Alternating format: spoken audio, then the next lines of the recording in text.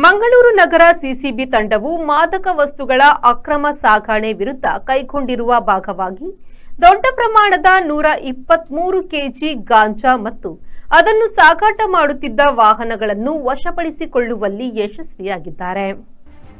ಈ ಕಾರ್ಯಾಚರಣೆಯಲ್ಲಿ 3 ಆರೋಪಿಗಳನ್ನು ಬಂಧಿಸಲಾಗಿದ್ದು, ಅವರು ಆಂಧ್ರಪ್ರದೇಶದಿಂದ ಗಾಂಜಾ ಸಾಗಾಟ ಮಾಡುತ್ತಿದ್ದರು ಎಂದು ತಿಳಿದುಬಂದಿದೆ.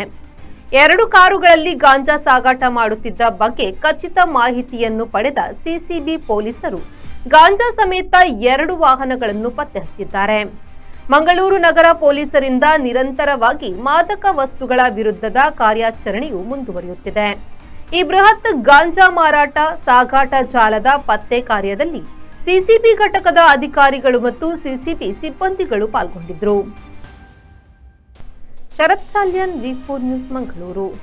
Vasudeva Stores, store for your inner needs. Visit us to find trendy innerwear from major brands.